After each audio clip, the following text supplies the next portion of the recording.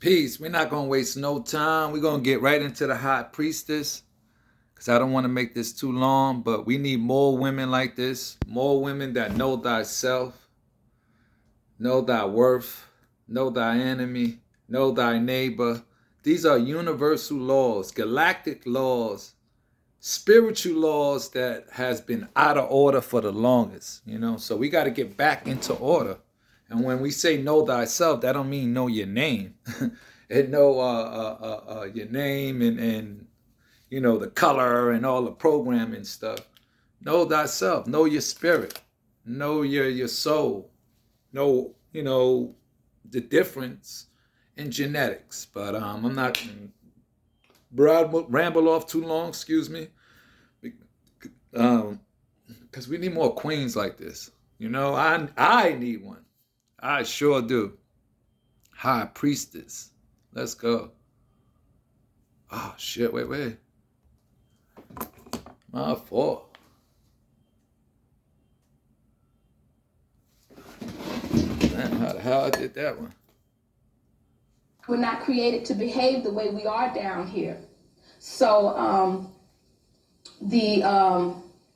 us not keeping good stewards of the planet as far as the environment, the polluting of the air, the water, Take care the food of nature, being poisonous, and just so many things that we have just not been very good stewards of is causing the very things that you see and happen on the planet to happen. Of your own temple. And it's all dealing with your consciousness, because the consciousness is the primordial seed of creation. That's right, manifestation. Know that your real you is not necessarily your flesh.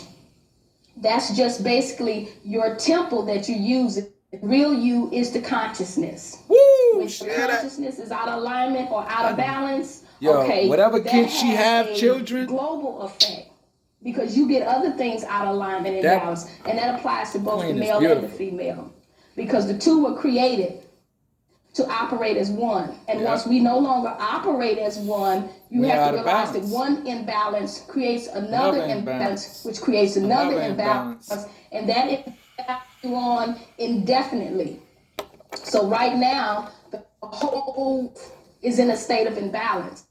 Now it is up to us as Nubian race, because you have to realize that we were the indigenous race. We were the first race on the planet. So we were supposed to be the model or the example for everybody else, meaning that our state of unconsciousness has a worldwide effect. So when we sit back and we're wondering why the Caucasian is so out of balance. Okay, he was not created to be in balance. Wow. We're looking at the Asians and why they're so out of balance. We're looking at the Hindus and any of the other races. They're out of balance because we're out of balance, because we were the original model. So everything that's happening on the planet, what I'm trying to show you is where you and your consciousness are directly related to it. Okay? So this is where we're at, the unconsciousness, that we either need to turn to the one consciousness if we are to continue to survive. Because right now, we are dying. So it's unfortunate that there's no females in here, because a lot of my message is dealing with the wombed manifestation, because as so much of what is going on, she is the problem. She is also the solution. That's right. You have to realize that the man comes out of the gateway, which is the vagina. So she been given the power or the right to be teacher of both male and female, because as you see up here, wombed manifestation, she is man. She is just the man with the womb.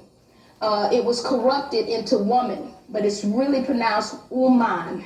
Woman, womb manifestation. So if I just called you manifestation every day, they shorten that, and so you're now manifestation. What's up, man? How you doing? Okay, but all man is short for manifestation. You are manifestation of wombed manifestation. Okay. Womb manifestation. Her unconsciousness will have an effect on you. Yes, it does. I deal with the imprint that the female has upon the child in the womb. Say, for instance, your mother, if she had no knowledge of herself, the first law is to know oneself. That's the first. Law is to know one's enemy. Okay? Did I say that? If you have a female who has not knowledge of herself, okay, this is going to affect whatever she carries in her womb. Because she's been given the power to create in her life on kind. Treat others like and you then she treat has on 9 thyself. months to imprint various data upon the primordial being of that child in her womb. So when you come out, you're going to actualize what your mother imprinted upon you. Now, she knew herself and she had the goddess consciousness. Okay, she's going to bring forth a God. That's all she can do. There's no God without goddess. Goddess puts God on the planet. If she has a consciousness of abomination and lies and deceits, she's dealing with issues of low self-esteem. She's dealing with issue of not having grown up and been nurtured. Okay, you have to realize that all of this is imprinted upon the child in the womb. And when you come out, you've already been set at a disadvantage. And normally, whatever the consciousness of the mother is, she's going to raise that child up in that environment. If she's Jehovah, okay, she's going to make sure that that child is raised up getting that type of programming. If she's Muslim, she's going to raise the child up getting that type of programming. So whatever programming your mother has, whoever is your caregiver, then that's usually the type of programming you yourself will also get. Just when you so ain't you have to realize self-programmed. that's a lot of power for one individual to have. So that when the Creator gave her that empower, she was supposed to be a very good steward of that.